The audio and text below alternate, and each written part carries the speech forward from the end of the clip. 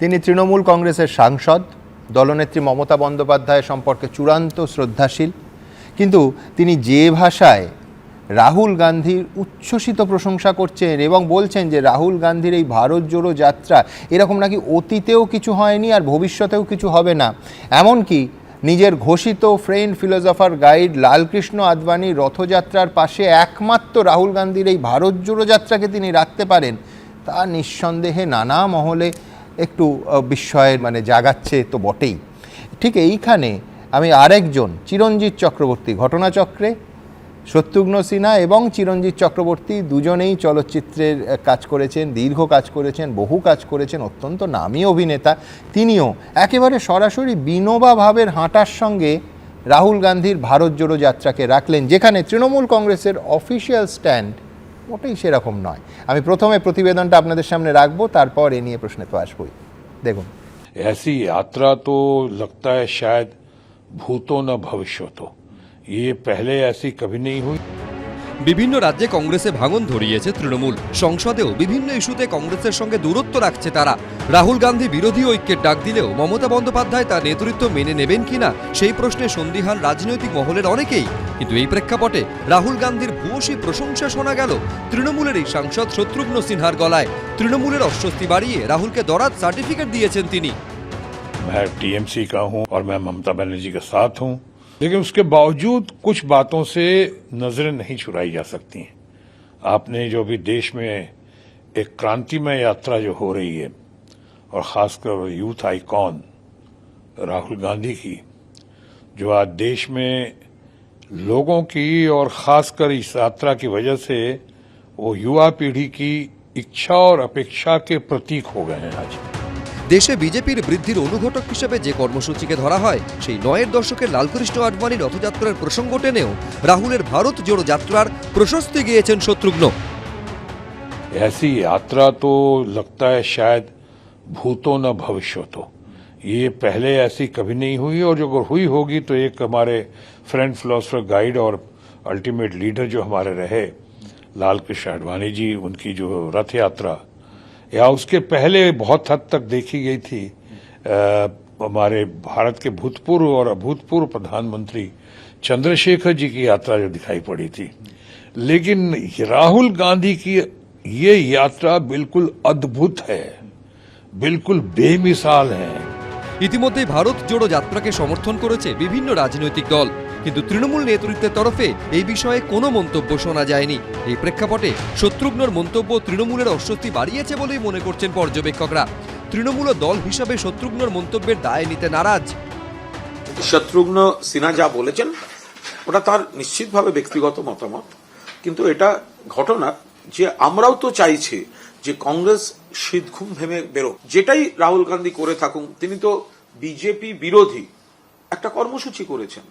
এখানে যেটা করছে কংগ্রেস করছে, সেটা বিজেপির হাত শক্তিশালী হয়ে যাচ্ছে, ফলে এখানে ওই ধরনের কর্মসূচির কোনো ভ্যালুই নেই। কংগ্রেস তার দায়িত্ব পালন করছে না বলেই বিজেপি বেশ কয়েকটা রাজ্যে বেশি সফল হচ্ছে। সেই জায়গায় কংগ্রেস যদি কিছু প্রোগ্রাম করতে শুরু করে, কি সমস্যা আছে? কোনো সমস্যা নেই।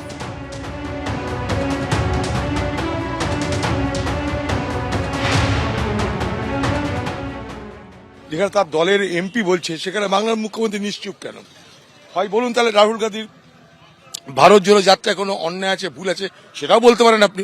যেমন বিজেপি সমালোচনা করছে রাহুল গান্ধীর ভারত জোড়ো যাত্রার, আপনিও সমালোচনা করতে পারেন, কিন্তু নিশ্চুপ থেকে আপনি বুঝিয়ে দিচ্ছেন বিজেপি পার্টির ভাবনার সঙ্গে আপনি আপনার ভাবনাকে এক আসনে বসাতে চাইছেন। তাৎপর্যপূর্ণ বিষয় হলো, অভিনেতা সাংসদ শত্রুঘ্ন সিনহার মতো তৃণমূলের অভিনেতা বিধায়ক চিরঞ্জিতের মুখেও শোনা গিয়েছে ভারত জোড়ো যাত্রার প্রশংসা। প্রত্যেকের ভালো ভালো প্রয়াস থাকতেই পারে, করতেই পারে যে কেউ, কিন্তু বিনোবা ভাবে হেঁটেছিলেন, রাহুল গান্ধীও হাঁটছেন, তো যে যার মতো করে ভারতকে জোড়ার চেষ্টা করুক না, ভালোই তো। একটি নিউট্রাল একটা মুভমেন্ট, একটা সৎ মুভমেন্ট বলে মনে করছি। এখন সবচেয়ে বড় প্রশ্ন, রাহুলের ভারত জোড়ো কি মতভেদ ভুলিয়ে বিরোধীদেরও জুড়তে পারবে? উজ্জ্বল মুখোপাধ্যায়, সমীরণ পাল, আশাবুল হোসেন, এবিপি আনন্দ। আমি সমিতার কাছে আসবো। সমিতা, বিটুইন দ্য লাইন্স বলে একটা কথা আছে, আমি বলছি পরপর দুটো বাক্য লক্ষ্য করুন, আনকাট দেখালাম ওই জন্য, যে মমতা বন্দ্যোপাধ্যায় সম্পর্কে আবার বলছি, শত্রুঘ্ন সিনহা চূড়ান্ত শ্রদ্ধাশীল মহান নেত্রী বলছেন, তার সঙ্গে যোগ করছেন ওই বাক্যের সঙ্গে যে তার সঙ্গে কিছু কিছু জিনিস থেকে নজর ঘুরিয়ে রাখা সম্ভব নয়। আমি বলছি তৃণমূল করলে কি রাহুল গান্ধী সম্পর্কে নজর ঘুরিয়ে রাখতে হবে? আপনি মধ্যখানে একটা ইন্টারেস্টিং কথা বললেন, বিটুইন দ্য লাইন্স। আমার সেই কুলদীপ নায়ার বিখ্যাত সাংবাদিক, একদম। তার লেখা মানে বইটার কথা মনে পড়ে গেল, একটা রাজনৈতিক দলিল, সেটা বিটুইন দ্য লাইন্স। যে কথাটা আপনি প্রশ্ন করলেন আমাকে, যে সেটা হচ্ছে যে শত্রুঘ্ন সিনহার বক্তব্য, আমি মনে করি এটা সম্পূর্ণ তার ব্যক্তিগত অভিমত। তার কারণ হচ্ছে এক্ষুনি অভিষেক আমার ওপর চেঁচাতে আরম্ভ করবে, ভাই আমার ওপর চেঁচিও না, আমিও পুরনো কংগ্রেসী লোক। তুমিও তো ভারত জোড়ো যাত্রার আগে কংগ্রেস জোড়ো যাত্রায় রাহুলের নামা উচিত। বেশ, তার কারণ এই যে গ্রুপ আপনি এটা মানবেন যে ভাষায় শত্রুঘ্ন সিনহা আপনাদেরই এমপি বলছেন, সেই ভাষায় অভিষেকের নেতারা, কংগ্রেস নেতারাও দাবি করেন। আমি তো আবারও বলছি, শত্রুঘ্ন সিনহার অতীতে কোনোদিন হয়নি, ভবিষ্যতে কখনো হবে না বলে বলছেন, একমাত্র লালকৃষ্ণ আদবানির রথযাত্রার সঙ্গে তুলনীয়। না না না, এটা আমি আপনাকে বলি, এটা সম্পূর্ণ ওনার দল কথা ব্যক্তিগত, বলবে ওনার সঙ্গে? সম্পূর্ণ ওনার ব্যক্তিগত বক্তব্য উনি রেখেছেন, এর সঙ্গে দলের কোনো সম্পর্ক নেই। জানতে চাইবে না যে আপনার সেটা দলের যারা নীতি নির্ধারণ কমিটিতে আছেন তারা ঠিক করবেন। আমি সুমনবাবু অতি ক্ষুদ্র মানুষ, এটার দায়িত্ব আমার নয়, আমি মুখপাত্র, এইটুকুই আপনাকে বলতে পারি। বেশ, আচ্ছা, তার সঙ্গে আমি আপনার কাছেই যাবো, তার সঙ্গে যোগ করি চিরঞ্জিত, যিনি অত্যন্ত ইন্টেলেকচুয়াল এবং শুধু অভিনয় নয়, তার একাধিক ক্ষেত্রে তার যথেষ্ট দখল আছে। তিনি বিনোবাভাবে, আমি বলছি সেই সর্বোদয় মুভমেন্ট বলুন, ভূদান মুভমেন্ট বলুন, তার সেই প্রবাদ প্রতিম নেতৃত্বের সঙ্গে রাহুল গান্ধীর তুলনা করছেন। গান্ধীর সঙ্গে বিনোবাভাবেকে এক ব্র্যাকেটে দেখা হয়। চিরঞ্জিত বাবু তো একটা কথা বললেন, যে সেটা করে যদি সফলতা আসে ভালোই তো, মানে ভাববাচ্চে বলেছেন, কিন্তু আপনি শুনুন কথাটা, আপনি মার্ক করুন, শত্রুঘ্ন সিনহা অনেক স্ট্রেট কাট বলেছে। আপনি চালান এক্ষুনি যে ভিডিও ক্লিপিংটা দেখালেন, অনেকটা ভাববাচ্চে বলেছে, প্রশ্নটাকে যেন অ্যাভয়েড করতে চলে গেছে। দাঁড়ান, একটা কথা একদম সুমন বাবু পরিষ্কার ভাষায় কুর্নিশ করেছে সুমন বাবু, একটা কথা আমি বলছি, যে সেটা হচ্ছে যে কংগ্রেস আগে নিজের দলটাকে ঠিক করুক। দেখুন, কংগ্রেসকে তো বাড়তে হবে, এটা ঠিক। কংগ্রেস খারাপ ফল করছে বলেই বিজেপির কিন্তু সারা ভারতবর্ষে উত্থানটা হয়ে গেছে। সুমনবাবু, সারা ভারতবর্ষে 543টা লোকসভায় আসন আছে, তার মধ্যে 170 থেকে 180টা আসন যেখানে কংগ্রেসের সঙ্গে বিজেপির সরাসরি লড়াই, এই জায়গাটা কংগ্রেস 54 ক্রস করতে পারছে না। আপনি যদি 2014 সালের নির্বাচনী ফলাফল দেখেন 44, সেই ছবিটাই ভারত জোড়ো যাত্রা পাল্টাতে পারে? অসম্ভব, আগে কংগ্রেস জোড়ো যাত্রা করতে হবে। এটাই তো শত্রুঘ্ন সিনহাকে আমরা বোঝানো উচিত। কার? আমি বলছি আপনাদের তো এটাই শত্রুঘ্ন সিনহাকে বোঝানো উচিত। যদি আমার সঙ্গে দেখা হয়, আমি নিশ্চয়ই তার সঙ্গে আচার মেজাজে কথা বলবো। প্রথম কথা, শুধু শত্রুঘ্ন সিনহা কেন, শত্রুঘ্ন সিনহা অবশ্যই এটার সমর্থন এই কারণে করবেন, কারণ কালকে যদি দাবাং 4 বেরোয়, সেটা যদি বয়কটের ডাক দেওয়া হয়, তার বিরুদ্ধেও ভারত জোড়ো যাত্রা। কালকে যদি চিরঞ্জিত আর রুদ্রনীল সিনেমা করার জন্য নন্দন না পায়, তার জন্য ভারত জোড়ো যাত্রা। অর্থাৎ এই বক্তব্যগুলো অবশ্যই একটা লেজিটিমেসি আছে। এবার তুমি বললে কংগ্রেস জোড়ো যাত্রা, তুমি অত্যন্ত ইতিহাসে একজন অভিজ্ঞ মানুষ, তোমাকে দুটো রেফারেন্স দিই। 1920 সালের অসহযোগ আন্দোলন, জিন্না দল ছেড়ে দিলেন। 1930 সালের দান্ডি, ভাই তুমি 2000 দাঁড়াও না, তুমি ইতিহাস ভালোবাসো বলে বলছি। 1930 এর দান্ডি মার্চ, শ্যামাপ্রসাদ মুখার্জি দল, তোমার গোলাম নবী আজাদ। আমি সেটা বলতে চাই যে যারা ভাঙে তারা ছাড়ে, বা ওই বাইক। চমৎকার চমৎকার, অভিষেক এটা বলে, যারা ভাঙে তারা ছাড়ে। কিন্তু আমি বলছি, আর যারা ভাঙে তাদের সঙ্গে কংগ্রেস হাত ধরে নিচ্ছে না তো। তার কারণ দার্জিলিংয়ে জেলা কংগ্রেস প্যাডে অফিসিয়ালি আমন্ত্রণ জানানো হয়েছে বিমল গুরুংকে, যে বিমল গুরুং এখনো একবারও প্রকাশ্যে বলেননি যে আমি বাংলা ভাগ চাই না, আমি আলাদা গোর্খাল্যান্ড চাই না।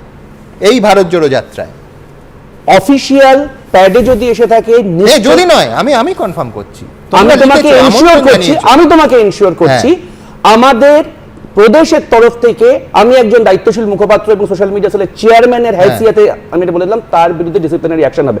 বাট তার বিরুদ্ধে এ তো গোটা, মানে আমি বলছি জেলা কংগ্রেসের বিরুদ্ধে। দেখো, জেলা কংগ্রেসের বিরুদ্ধে নিচে একজন সিগনেটারি থাকবে, সে সিগনেটারি যদি এটা ঐক্যমত্যের ভিত্তিতে মানে হয়ে থাকে, শঙ্করদা যদি জেনে থাকেন, শঙ্করদা যদি এটা করে, মানে শঙ্করদা নিশ্চিতভাবে তার বিরুদ্ধে যা সিদ্ধান্ত নেবার অবশ্যই নেবে। এই ব্যাপারে নিশ্চিত থাকো। কাশিয়াঙে যে ভারত জোড়ো যাত্রা প্রদেশ কংগ্রেসের অফিসিয়াল কর্মসূচি, সেখানে আবার বলছি অফিসিয়ালি বিমল গুরুংকে আমন্ত্রণ জানানো হয়েছে যোগ দেওয়ার জন্য। কথা বলবো, হ্যাঁ আমি খুব ভারী অদ্ভুত লাগছে, অভিষেক নিজেই জানে না কে চিঠি দিয়েছে। না, খুব স্বাভাবিক ব্যাপার। বলি কংগ্রেসের একটা কথা বলছে, সাসপেন্ড করা হবে, ব্যবস্থা নেওয়া হবে, এই যদি নিজেদের মধ্যে যদি ঠিক না আমি আসছি, সবার কাছে আসছি। রাহুল একটা কথা বললো, নিজেদের মধ্যেই যদি ঠিক না থাকে তাহলে কে কোথায় জুড়বে। আমি বলছি এই ঠিক না থাকার ব্যাধিটা কি একটা রাজনৈতিক দলে? আমি এবার আমি আসছি সমিত, এটা চমৎকার, তোমারই বলতে ভালো লাগবে। সেটা হচ্ছে দেব কি বলেছে আজকে। সাধারণভাবে দেব কিন্তু রাজনীতি নিয়ে খুব একটা মুখ খোলে না। দেব আজকে বলেছে যে যাদের পাকা বাড়ি আছে তারা পেয়ে যাচ্ছে, যাদের মাথার ওপর ছাদ নেই তারা পাচ্ছে না। এটা ভুল হচ্ছে, আমার দলই হোক বা অন্য দল, যেটা ভুল সেটা ভুল। দেব যেটা ভুল সেটা ভুল, সেটা আমার দল করুক বা অন্য দল করুক বা যে কোনো মানুষ করুক, সেটা ভুল সেটা ভুল। আমার মনে হয় যাদের প্রাপ্ত, যারা সত্যি গরিব মানুষ, যাদের বাড়ি নেই, যাদের মাথায় ছাদ নেই, তাদের পাওয়া উচিত, এবং আমি সেটা মনে করি। এবং যদি ভুল হয়ে থাকে সেটা আমারও মনে হয় সেটা ভুল। দাদা, আবাস যোজনা সার্ভে কি সেভাবে হয়নি? কারণ বেশিরভাগ জায়গায় দেখা যাচ্ছে যারা গরিব মানুষ তারাই বঞ্চিত। আমি না, এই রাজনীতি আমি জানি না। তুমি আমাকে জিজ্ঞেস করলে কি আমি যে রাজনীতিতে বিশ্বাস করি, যেটা ভুল সেটা ভুল, যেটা আমার দল করুক বা অন্য দল করুক বা যে কোনো মানুষ করুক, সেটা তো ভুল। যাদের মাথায় ছাদ নেই, যাদের পাকা বাড়ি তারা পেয়ে যাচ্ছে, যাদের মাথায় ছাদ নেই তারা হয়তো পাচ্ছে না। তো আমার সেটা মনে হচ্ছে কি এটা ভুল হয়েছে। সমীরদা অত্যন্ত ক্যান্ডিড। আমি একটা কথা বুঝতে পারছি না, কেন কেউ একটা পয়েন্ট কেউ তুলছে না। হ্যাঁ, স্মৃতিশক্তি মানুষের এমনি কম, আমরা পুরোনো দিনটা বেশি দিন মনে রাখতে পারি না। 2018 সালের 5ই মে, আমি তারিখ ধরে বলছি, 5ই মে 2018 দেশের প্রধানমন্ত্রী নরেন্দ্র মোদী বললেন 2022-এর মধ্যে সমস্ত মানুষের মাথায় ছাদ আমি করে দেবো। কে বললেন? ভারতবর্ষের প্রধানমন্ত্রী। আজকে বলছে লিস্টের তালিকায় গোলমাল আছে, 54 লাখটা কমে হলো 40 লাখ, তার মধ্যে দিচ্ছে 11 লাখ। মানে কেন্দ্রীয় সরকারের 60%, রাজ্য সরকার 40% টাকা দেবে। তাহলে সুমনবাবু আর 29 লাখটা নরেন্দ্র মোদী কবে দেবেন? উনি তো ঘোষণা করে দিয়েছিলেন। আমি বলছি সে তো দেবজিৎ তার উত্তর দেবে, কিন্তু তার জন্য জানি না উত্তর তার জন্য তালিকাটা ভুয়ো হবে কেন? না, যেটা তালিকা 17 লাখ লোকের নাম বাদ যাবে। শুনুন এক মিনিট দাঁড়ান, সেই জন্যই তো তালিকা সংশোধন হচ্ছে। মমতা বন্দ্যোপাধ্যায় তো চাইছেন যে অন্যায্যভাবে কেউ যেন না পাচ্ছে, তার কারণ তো চুরি হয়েছে। না, চুরির প্রশ্ন নয়, শুধু তৃণমূল নয়, যে যেখানে ক্ষমতায়, তো রোজ আমি দেখাই যখন লকডাউনের সময় তারাও করেছে। মানে তোমরা যেটা দাবি করো 2018 লিস্টে ছিল, তখন তারা এলিজিবল ছিল, 2022-এ তারা এলিজিবল না। যে লকডাউনে সবার জীবন জীবিকা গেল, তোমাদের লোকজনের কি করে কাঁচা বাড়িটা পাকা বাড়ি হলো? তৃণমূলের ছিল। আরে তারা দাবি করছে তৃণমূলের, যে এখানে অভিষেক আমার সার্ভেকে আমি স্যালুট জানাই, কিন্তু আমার স্বপ্ন দীর্ঘস্থায়ী হোক। না, আমি বলছি একটাই প্রশ্ন, সেটা হচ্ছে ধরো 17 লক্ষ, এটা তো চেকিং এর দায়িত্ব, কাউন্টার চেকিং এর দায়িত্ব রাজ্য প্রশাসনের ছিল। আমি বলছি তাহলে সেখানে লোকাল পঞ্চায়েত এবং লোকাল প্রশাসন চেক করে এই ভুয়ো তালিকা তৈরি করেছে। দাদা সেটা তো আমি যেমন অভিষেকের সঙ্গে একমত নই যে 17 লক্ষই তৃণমূল। 17 লক্ষ নাম বাদ গেল, সেই প্রশাসনই তো চেক করে বাদ দিল। হ্যাঁ, তার বার্তা দিল কে? তার কারণ হচ্ছে দুর্নীতির অভিযোগ। শুনে নিন, একটা কথা বলছি, এক কথা বলতে না থিওরি হয়ে যাচ্ছে। সরাসরি স্থানীয় প্রশাসন অর্থাৎ এসডিও এবং বিডিও কে দায়ী করা হবে বলার পর তারপরে তারা ঝাঁপিয়ে পড়লেন। না, তারা আগে থেকেই ঝাঁপিয়েছেন। এবার গল্পটা হচ্ছে আমার 17 লক্ষ বলে দিচ্ছি। তখন শুনুন, ডেডলাইনটা ছিল 31শে মার্চ, হঠাৎ ডেডলাইনটা 10 দিনের মধ্যে বললো যে 54 লক্ষ লোককেই সার্ভে করে রিপোর্ট জমা দাও। আপনার সেই ইনফ্রাস্ট্রাকচার কোথায়? আপনি 7 দিনের মধ্যে 54 লক্ষ সার্ভে, এখানে বসে আমরা আসার গরম করে দিতে পারি। আমি তো 19 জনের প্রশাসনের প্রশ্নটা আরো থাকবে, সেটা হচ্ছে 17 লক্ষ লিস্টটাও তো 17 দিনে তৈরি হয়নি। কিন্তু আমি আগের পয়েন্টে আমার অভিষেকের কাছে ফিরতে হবে। অভিষেক, আমি জানিয়ে রাখি তোমায় যে ওই শোয়ের কথা বলছিলে না, শঙ্কর মালাকার জেলা কংগ্রেস সভাপতি, এই গুরুংকে যে আমন্ত্রণ পত্র তাতে তার সই আছে, দুজনের সই আছে, দাওয়া নারবুল্লাহ এবং শঙ্কর মালাকার। ওই তাই জন্য কংগ্রেস যাত্রা হচ্ছে। এক সেকেন্ড, হ্যাঁ জানা না বলি, এক সেকেন্ড। শঙ্করদা এই জিনিসটা করে থাকলে নিশ্চয়ই আমরা এটা দলের ভেতর অবশ্যই তুলবো, তবে এইটা সমর্থনযোগ্য নয়, আমি তোমার সঙ্গে একমত। কিন্তু আমি তোমার একটা অন্য প্রশ্ন করি, আচ্ছা আমরা এখানে যারা দাঁড়িয়ে আছি তোমরা যে প্রসঙ্গটা থেকে তুললে শত্রুঘ্ন সিনহা, চিরঞ্জিত চক্রবর্তী, বা ওরা যেমন খোলাখুলি সোয়ারা ভাস্কর বা পূজা ভাট যখন আমাদের সঙ্গে হেঁটেছে তখন তাদেরকে বলা হচ্ছে এটা হচ্ছে পেইড পাবলিসিটি। তোমাকে আমি একটা ইন্টারেস্টিং ঘটনা বলি, সেটা হচ্ছে যে আমরা যখন এই ব্যাপারে সাগর থেকে পাহাড় হচ্ছে আমরা বিভিন্ন বিদগ্ধ মানুষকে যোগাযোগ করেছিলাম, that include multiple actor actress, Ushasi, Debdut, এটাতে কিছু কাজ কৌস্তব করেছিল, কিছু কাজ সুমন্দা করেছিল।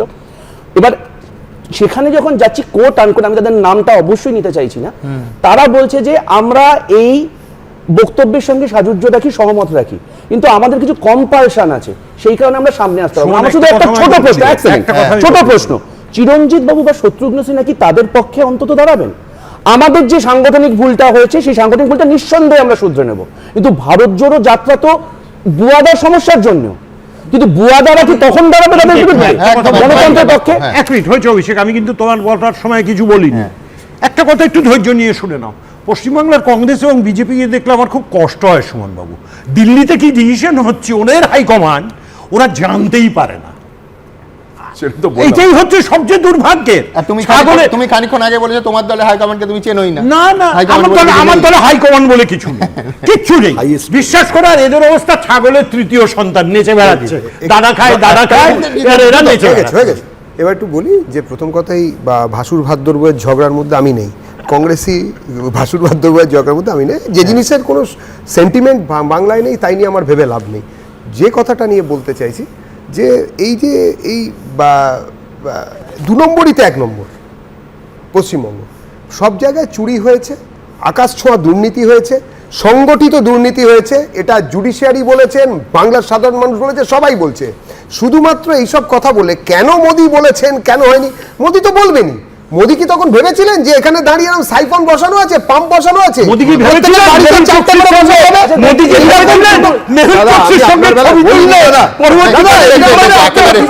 আমি শেষে শুধু এইটা বললাম যে কোন মিছিলে কে যাবেন, আমি অভিষেকের কথা সূত্র টেনে বলবো, কোন মিছিলে কে যাবেন, তিনি সেলিব্রিটি হতে পারেন, সাধারণ মানুষ হতে পারেন, সেই সিদ্ধান্ত নেয়ার দায়িত্ব এবং সেই সিদ্ধান্ত নেয়ার ক্ষমতা একমাত্র তারই।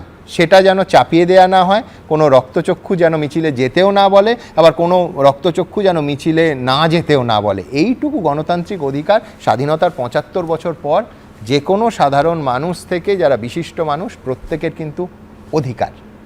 গরু পাচার মামলা এবার সিবিআইয়ের নজরে অনুব্রত মণ্ডলের বাড়ির পরিচারক এবং গাড়ির চালক। গোয়েন্দাদের দাবি দুজনের অ্যাকাউন্টেই নাকি প্রচুর টাকার লেনদেন হয়েছে। অন্যদিকে দিল্লি হাইকোর্টে পিছিয়ে গেছে অনুব্রত মণ্ডলের আবেদনের শুনানি। এখন কেষ্টবাবু ইডির সঙ্গে দিল্লির রাস্তায় পাড়ি দেবেন কি না সেটা বলবে আদালত।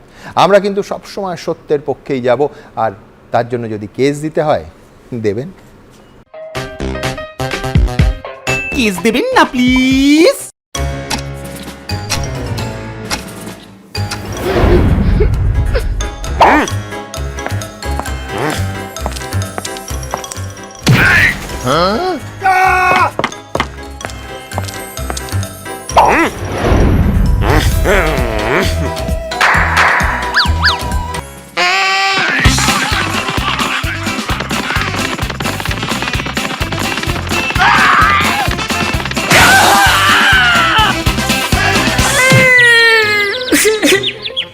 রাজ্যের পুলিশ অ্যারেস্ট করো ভাই, আমি তো যাব না রাজ্য থেকে।